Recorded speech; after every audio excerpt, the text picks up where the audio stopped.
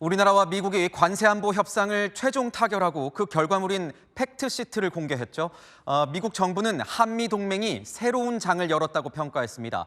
특히 우리나라가 나토 외의 국가로서는 최초로 국방비를 GDP의 3.5%로 증액하기로 했다는 점을 추켜 세웠습니다.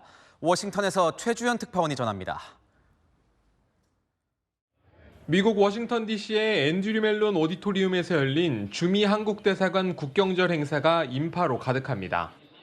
축사자로 나선 미 국방부의 3인자 엘브리지 콜비 차관. South Korea is now the first treaty ally of the United States outside of NATO to commit to the 3.5% standard that President Trump has set at the Hague Summit. I think that's deserving. 하루 전 공개된 한미 공동 팩트시트에 한국이 국방비를 늘리기로 한 사실을 재확인하며 모범 동맹 사례로 내세운 겁니다. 이날 워싱턴에선 미 국무부 서열 2위 부장관이 미국의 제조업 부흥에 한국의 역할이 중요하다고 강조했습니다. We need Korea's investment in key sectors. We also need Korea's help in getting those investments up and running.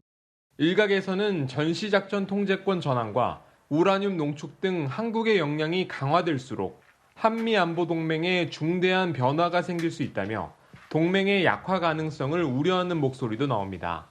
I think over the longer term it could be more separation because the United States focus will be elsewhere.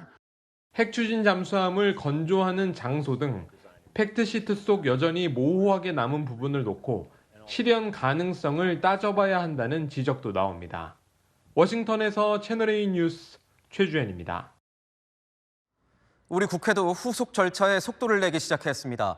대미투자기금 조성과 운영 방식의 법적 근거를 마련해야 새로운 관세를 적용받을 수 있기 때문인데요. 다만 어떤 후속 조치를 밟아야 하느냐를 두고는 여야 의견차가 큽니다. 우선 신속한 처리에 방점을 찍은 민주당은 특별법을 추진하겠다는 방침입니다. 정현주 기자입니다. 민주당은 이번 한미 팩트시트를 실용 외교의 결실이라고 평가하고 특별법으로 뒷받침하겠다고 강조했습니다. 민주당 김현정 원내대변인은 이제는 국회가 나서야 할 때라며 신속한 입법과 예산으로 성과를 뒷받침하겠다고 말했습니다. 구속력이 없는 양해각서라 국회 비준이 아니라는 게 정부와 민주당의 판단입니다.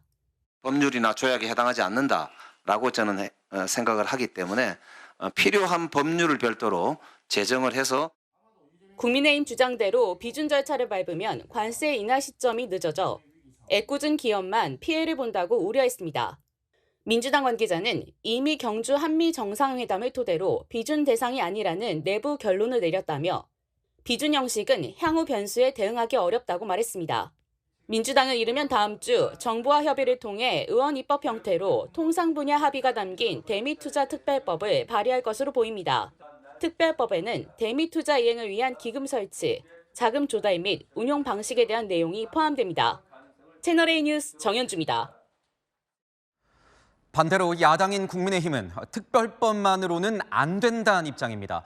국민들에게 막대한 재정 부담을 지우는 이 굴종적 협상인 만큼 국회 비준 절차를 통해서 투명한 검증 작업을 거쳐야 한다는 겁니다. 이어서 최승현 기자입니다. 국민의힘은 이번 한미 관세 안보 협상 결과물인 팩트시트를 백지시트, 굴종 세트라고 정의했습니다. 팩트시트, 까보니 백지시트, 굴종 세트였습니다. 우리가 무엇을 얻었는지 도무지 알 수 없고 막대한 재정 부담만 예상된다는 겁니다.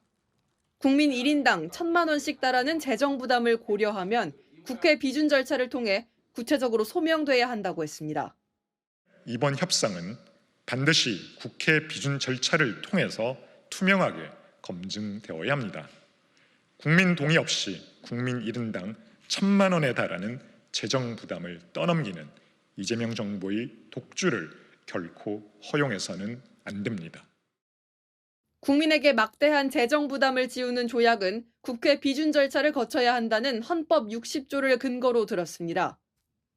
공여에 가까운 미국산 군사장비 250억 달러 구매 약속은 천문학적인 재정 부담으로 이어질 것이라고 지적했습니다.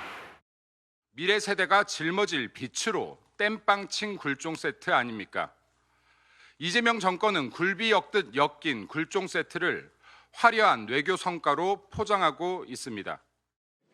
정부는 연간 200억 달러에 달하는 투자액을 어떻게 조달할지, 손실이 발생하면 어떻게 대처할지 설명을 내놓으라고 지적했습니다. 채널A 뉴스 최승현입니다.